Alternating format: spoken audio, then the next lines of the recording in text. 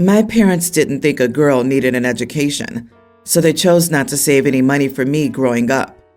They had no interest in my education or extracurricular activities. My mom's brother, Brian, grew up in the UK, and he had a different attitude. He would always check in and see how I was doing in school. He bought me my first graphing calculator. Because I wanted to impress him, I worked myself raw to graduate with honors. I was the salutatorian in my school and received a scholarship to my dream school. I didn't even bother telling my parents. I graduated from high school and moved to the West Coast. My parents tried to convince me to come home, but I was quite happy for the first time I could remember. I studied in a STEM field and was recruited before I graduated. My job pays me very well, and I met my husband at work. My brother also attended university and is an engineer. He does well for himself, except he constantly gives our parents money. My brother talked to me recently about how we needed to support our parents in their old age. I said I had no problem contributing to them. However, they would have to ask me for help. I would not volunteer it or send it through him. If they wanted my dirty woman money, they'd have to ask for it. He says they won't because it would shame my father to ask a woman for money. I'm okay with him feeling shame after the way he raised me.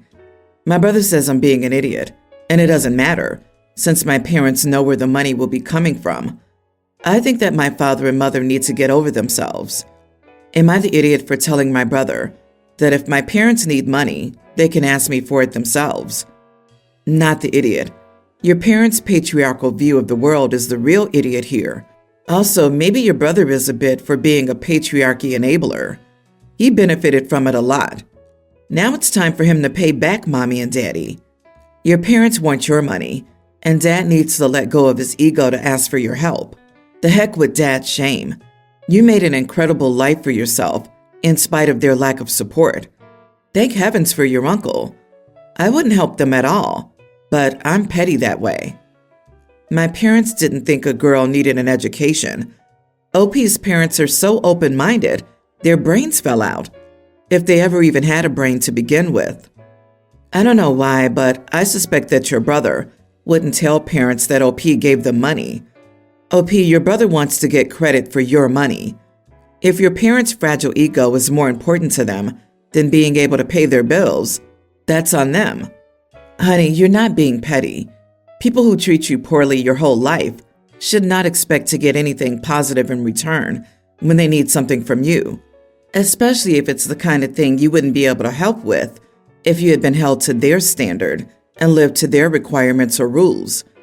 If my parents treated me that way, I would not reward them with financial assistance, nor have a relationship with them, because I've learned to put my energy into healthy relationships and walk away from toxic ones. It doesn't matter who the person is. Toxic is toxic. Also, if it's shameful to ask their daughter for money, it would also be shameful to spend their daughter's money. Stand your ground. It seems you're only asking for your parents to give you the respect you deserve.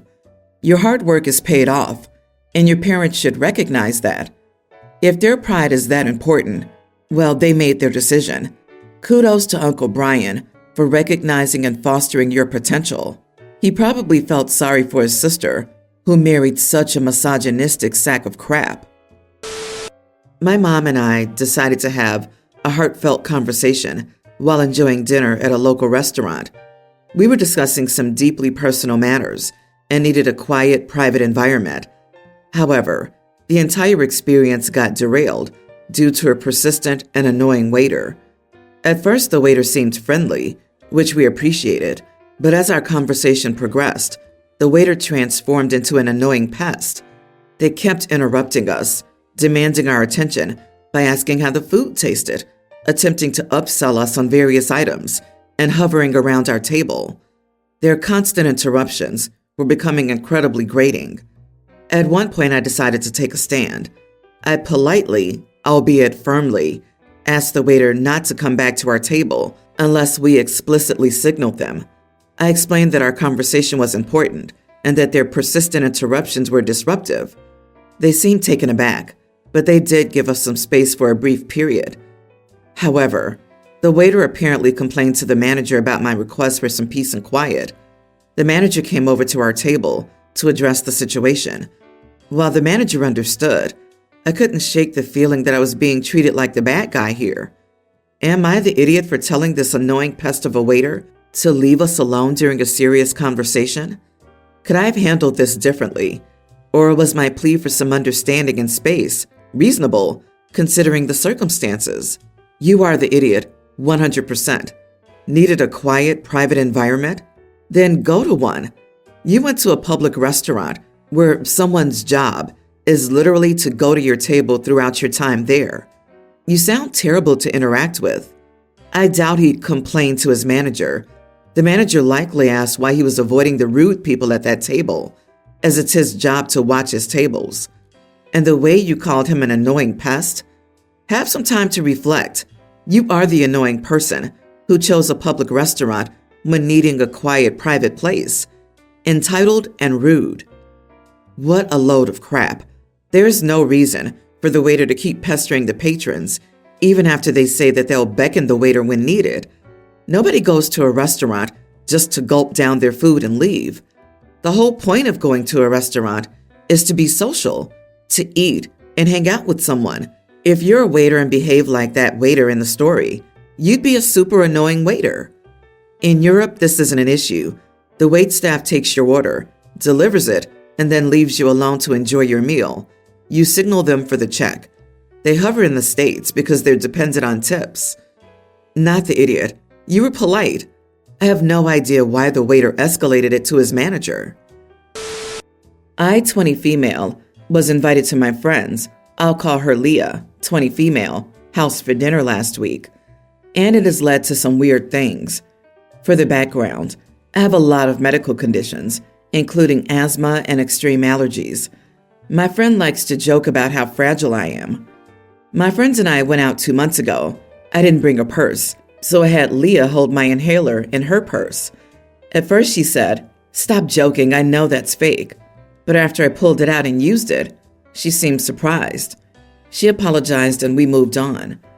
Skip to last week. I was invited to a dinner party at Leah's house. I was so excited. I sent her a list of allergies and told her if she wanted to keep what she was planning on making, I'll bring my own food, no problem. She insisted that her food was fine, and I thanked her. I'm allergic to mushrooms. She made a chicken dish that looked like it had mushrooms in it, but I didn't question her. She watched me take a first bite, and I was right, mushrooms. I spat it out immediately and went into my bag to find allergy medication. I was so angry. Leah asked me what was wrong, and I said I'm allergic to mushrooms, so I can't eat the meal you made. She responded, "I thought you were faking." Not even thinking, I called her a monster, grabbed my stuff and left. I've been getting nonstop texts from people who attended the event telling me I shouldn't have said that after she made me a homemade meal. They think I'm an idiot. Am I? Homemade poison. Yum. Not the idiot. You gave her a list of allergies, and she intentionally put one in the food she served to you. No real friend of yours would do that. I bet my last dollar there was more than just one allergen in what she made. What is it with the rash of people testing potentially life-threatening allergies? Legally, that's considered premeditated poisoning. She's lucky that you're not pressing charges. Yeah, with friends like that, who needs enemies? She wanted you to have an allergic reaction and was watching you. And you were right. She's a monster. The fact that she seems to feel the need to passively aggressively prove that you're lying by intentionally serving you toxic food is concerning. This is not a friend. This is one of those half-wits who think it's all in your head, and they've just got to get you in that gotcha moment to prove it.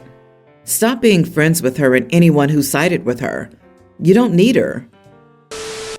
My husband, 38, and I, 40 female, have been married for 8 years and have a preschool-age son. I work for a regional park district, managing the outdoor recreation/education program. Basically, I work outside 90% of the time. The summer is by far my busiest time of the year, and I routinely work 6 days a week. If I can make it work, I will take a day off during the week to offset my hours because our weekend events are the ones I'm most needed at since they're bigger. I'm salaried, so I don't get overtime. This is not new. I've been in this position since before my husband and I got married. He knows how busy I am this time of year. Since our son was born, my husband has gotten increasingly grumpy during this time of year because he obviously has to be more responsible for our son on weekends when I work. We've thought about this many times because he feels like I should talk to my bosses about getting other people to take over some of my weekend events so he doesn't get stuck with our son alone every weekend. I feel like he needs to suck it up because this isn't new to anyone, and it's only a small portion of the year that my schedule is like this. His argument is that there's nothing he does that leaves me parenting by myself for similar amounts of time, and that there needs to be more of a balance in that area. This past weekend, I had events on both Saturday and Sunday, full 8-hour days outside in the heat.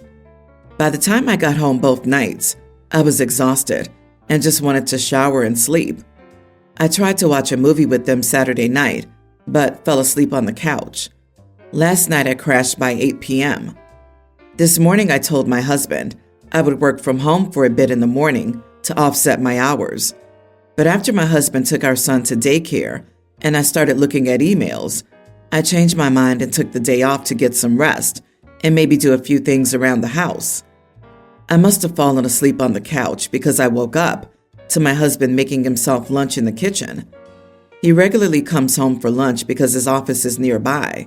I asked him how his day was going and a few other questions, and he kept giving me one-word answers. I asked him if he was okay, and he told me he was tired and felt like he hadn't gotten a break all summer, and it was frustrating for him to come home and see me napping when I told him I was going to work from home. I told him I was still tired from the weekend and decided to take the day off. He said he's tired too, and that I need to start doing a better job of considering his needs as well, instead of just focusing on my own.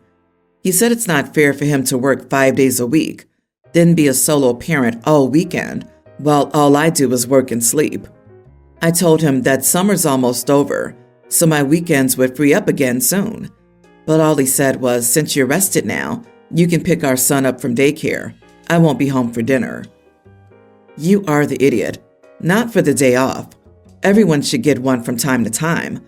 You're the idiot because your husband is 100% parent during every weekend of the summer months, in addition to also having a full-time job Monday through Friday. He's asked you to talk to your boss about getting more people, but you've refused. So I guess this is life for him now. June through August, full-time parent, every weekend. Also, all of the household chores on the weekend, cooking, mowing, etc. You've dumped too much on him, and your answer is basically, suck it up.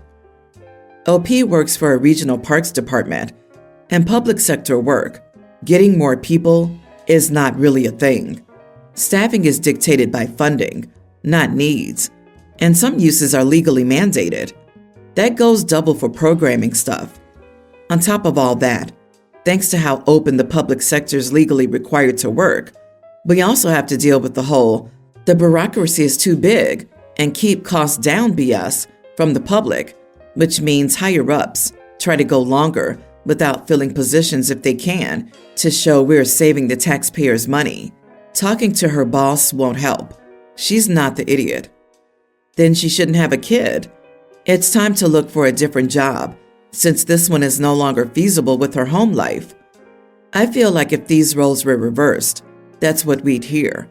If a dude had to work all weekend and then took a day off while the kids were at daycare, I don't think anyone would defend him. Her solution of suck it up isn't a solution. She's not trying to look for solutions. She simply wants him to take it on and not complain. Massive idiot, honestly. Then she shouldn't have a kid? What are you talking about? This is life, dude. Working's not always easy. People work different shifts. Medical people having to work many weekends because there are not enough staff. Retail people in holiday periods. Military being out to sea for months. That's life. This dude is moaning because he has to be a dad for, gasp, 3 months and not even all weekends. He's ridiculous. And so are all of you who are saying that OP's wrong. Give me a break. My dad's stepdaughter is 18, and she's expecting a baby. I don't know much about the circumstances overall. I only know there's no father in the picture for this baby, and no paternal family either. Oh, and she's living with my dad and his wife again. So my dad's wife called me up randomly a few days ago and told me that her daughter's friends are not offering to throw her a baby shower, and that as her sister, I'd be the next best person to throw her one because I'm closer to her age group. She told me I had failed her daughter as a sister in the past by refusing to be her big sister and acting like I don't have a responsibility to her. This is where I can make it up to her and get off on good footing as an aunt. I, 23 female, told my dad's wife I would not be throwing her daughter a shower, but she's more than free to, and if I have the time available, I might show up. She told me it wasn't good enough, and I was supposed to be her daughter's big sister, and that she promised her a big sister. I told her she should have adopted an older girl, or found a husband with a daughter who wanted to be a big sister. I told her she married a man whose daughter had no interest in taking on the role, and after 15 years, it was time she accepted that. She told me that my behavior was worse than when I chose to stop going to my dad's house during his parenting time when I was 13. I told her I was okay with that. I thought we were done, but yesterday she called again, and I gave her the same answer, no. She called me an idiot and told me I was hurting her daughter, who was innocent in all of this. Late last night, I got a message from who I assume is her daughter, but I can't be positive since I don't have the girl's number. And she said she was sorry her mom was being pushy, and she was sorry if I hated her, but she would really love it if I wanted to throw a shower with her. She said she could really use a big sister, and she'd always loved me, even if I never loved or cared about her. It made me question if I was too harsh in saying no, because she did hit the nail on the head. She always loved and admired me, while I never loved or cared for her. Am I the idiot? Not the idiot. You don't call someone and insult them right off the bat to guilt trip them into doing a favor for you. Don't let them walk all over you. It's pretty entitled for them to expect you to throw a baby shower. As the mother who seems to care so much about this, why can't your stepmother host the shower? Harsh or not in your refusal, you shouldn't be guilt-tripped into taking on this responsibility. Exactly. Why doesn't her mother, as a grandmother-to-be, throw her a baby shower? Why are they forcing OP? I do feel bad for OP's stepsister. She's pregnant at 18, and it doesn't sound like she has much of a support system. She's got a tough road ahead.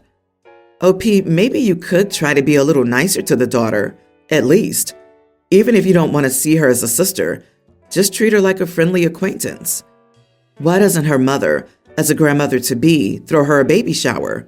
Because baby's daddy's nowhere to be seen, and if OP agrees to be a big sister/generous aunt, then her father and stepmother can try to persuade her to pick up more of the tab for the baby. Babies, which are very expensive. The mother-to-be needs legal advice and child support, neither of which is OP's responsibility. I guarantee that the unknown number was the stepmother trying to guilt-trip OP. She stopped visiting at 13. She's 23 now. So 10 years? There is no family dynamic. I wouldn't break that distance for a baby shower. People think organizing a baby shower is easy, but baby showers are expensive and can get crazy to organize, especially if your stepmom is a difficult person. You don't owe them your time or your peace of mind.